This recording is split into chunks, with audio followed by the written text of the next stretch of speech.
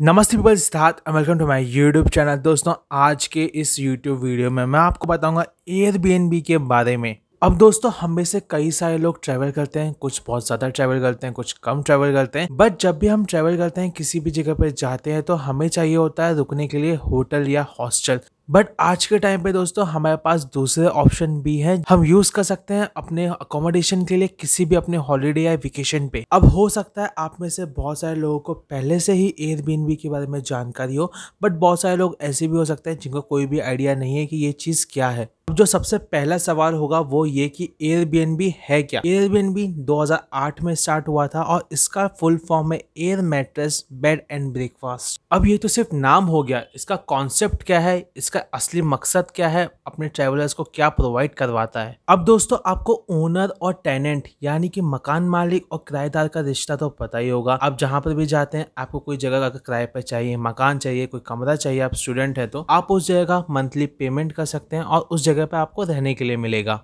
Airbnb का concept भी दोस्तों कुछ इसी प्रकार से है। आप यहाँ पे ओनर भी बन सकते हैं और ट्रैवलिंग के टाइम इसको आप यूज भी कर सकते हैं। मान लीजिए एज ए ओनर अगर आपको यहाँ पे बनना है, आपके पास कोई घर है, आपके पास एक्स्ट्रा कमरे हैं, मान लीजिए आपका गोवा में एक एक्स्ट्रा घर है, आपको उसको एयरबीएनबी पे देना है, तो आप उसको वहाँ पे रेंट पे दे सकते हैं और ट्रैवलर्स आके आपके घर में रहेंगे या जो भी पार्ट आपने किराए पर उठाया होगा उस पर रहेंगे और आपको उसके मुताबिक 3-4 दिन जितने दिन भी वहाँ पर रहेंगे, जो भी आपने रेंट इंटरनेट पर लिखा है वो आपको वो प्रोवाइड करेंगे। उसके लिए एक छोटी सी फीस आप एयरबीएनबी को देंगे और ज़्यादा फीस आप खुद रख लेंगे। अब एज ए ट्रैवलर ये चीज़ आपको क्या प्रोवाइड करवाता है दोस्तों, एयरबीएनबी आपको इंडिया में बाहर किधर भी हर जगह पे अच्छे खासे मिल जाएंगे और इनका सबसे ज़्यादा जो प्लस पॉइंट है वो आपको मैं खुद अपने एग्जांपल से समझाता हूँ। 2018 में जब मैं अपनी नॉर्थ ईस्ट की ट्रिप पे गया था, तो हम दोस्तों ने ट्राई किया था कि हम किसी गांव में या किसी विलेज के अंदर वहां पे स्टे करेंगे कुछ दिनों के लिए। और जो हमारा विलेज था वो था एशिया का सबसे क्लीनेस्ट विलेज माइलोंग। अब ऑफ कोर्स ऐसे एक छोटी सी जगह पे आपको दोस्तों कोई होटल नहीं मिलेगा और ज्यादातर टूरिस्ट वहां पे पहुंच भी नहीं पाएंगे। ज्यादातर मतलब 90% टूरिस्ट वहां पे पहुंच नहीं पाएंगे। बट हमें एयरबीएनबी पे ये जगह मिली जहाँ पे हम रुक सकते थे और हम रुके भी आने वाले 3 से 4 दिन के लिए। यहाँ पे एक केयर टेकर था जिन्होंने हमें सारा खाना प्रोवाइड करवाया हम सब दोस्तों के लिए और हम यहाँ पे रुके अच्छे खासे और काफी ज्यादा मजा भी आया। हमें एक विलेज लाइफ टेस्ट करने के लिए मिली उन कुछ दिनों के लिए। अब आप ही बताइए दोस्तों, इतने सारे लोग नॉर्थ ईस्ट ट्रैवल करने के लिए जाते हैं और उनको किसी गांव में रहने के लिए मिलता है, या आप किसी भी जगह पे जाइए, शहरों में आपको दोस्तों होटल्स मिल जाएंगे। एयरबीएनबी ऐसी जगह जो आपको हर एक जगह पे मिल जाएगी। अब ये चीज हुई कैसे, जो वहां का दोस्तों ओनर था उनकी प्रॉपर्टी थी गाँव में, क्योंकि ऑफकोर्स वो वहीं के थे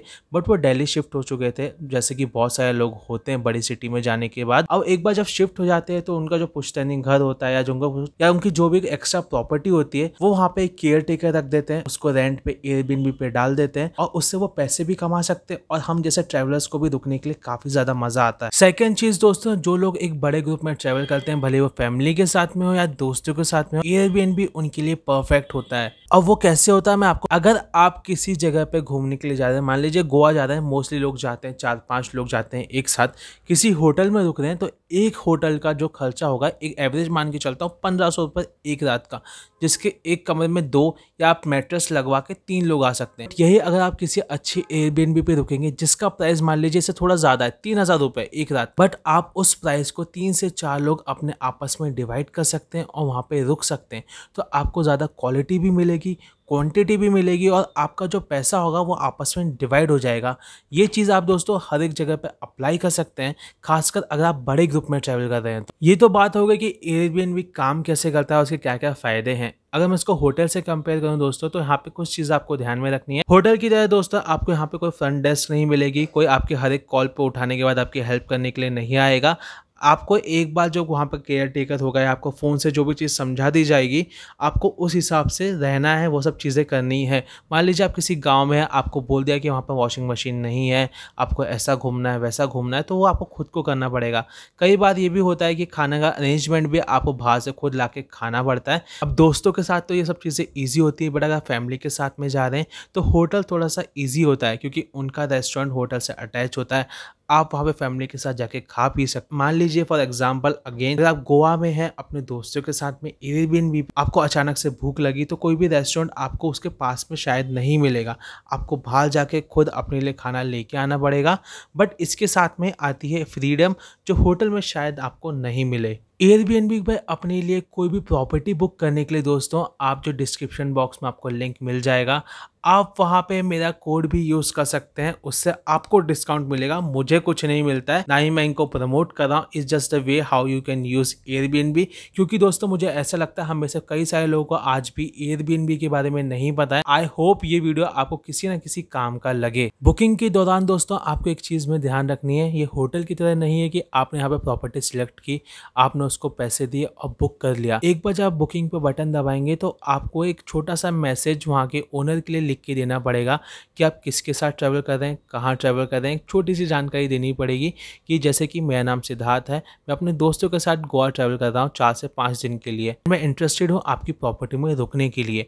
वहाँ से वो रिव्यू करेंगे आपकी प्रोफाइल को और वो येस या नो बोलेंगे। कई बार ऐसा भी होता है कि अगर उनकी प्रॉपर्टी बिजी है तो वो आपको मना भी कर सकते हैं। तो इस चीज़ का आपको ध्यान रखना बुकिंग के दौरान। आप उनकी प्रॉपर्टी में रह रहे हैं और आप अच्छे से नहीं रहे, यानी कि आपने बहुत ज़्यादा गंदी बाड़ा किया, एकदम कचरे की तरह आपने उनकी जगह को कर दिया, तो वो आपको रिव्यू देंगे कि उन्होंने ऐसा ऐसा किया और वो उस रिव्यू को आप अपनी प्रोफाइल से नहीं हटा पाएंगे। सेम आप उनके भी एयरबीएनबी को अच्छी या बुरी रेटिंग दे सकते हैं। अब इससे क्या फ़ायदा होता है या नुकसान होता है, जब आप नेक्स्ट एयरबीएनबी बुकिंग करेंगे तो कोई भी आपकी रेटिंग पढ़ सकता है कि ये पर्सन कैसा था पिछले वाले एयरबीएनबी पे, और उसको मद्देनजर रखते हुए वो आपको मना या हाँ कर सकते हैं अपनी नेक्स्ट बुकिंग के लिए। इस चीज़ का ध्यान रखें एयरबीएनबी के टाइम। ये वीडियो एंड करने से पहले एक चीज़ बोलना चाहता हूँ, किसी भी जगह पर प्रॉपर्टी बुक करने से पहले उसकी लोकेशन एक बार ज़रूर देख लेना। ऐसी जगह पर बुक मत करना जहाँ पे बहुत कम लोग होते हैं, एकदम सिक्योरिटेड जगह पे होती है, इसलिए आपकी सिक्योरिटी के लिए एक रीज़न बन सकती है।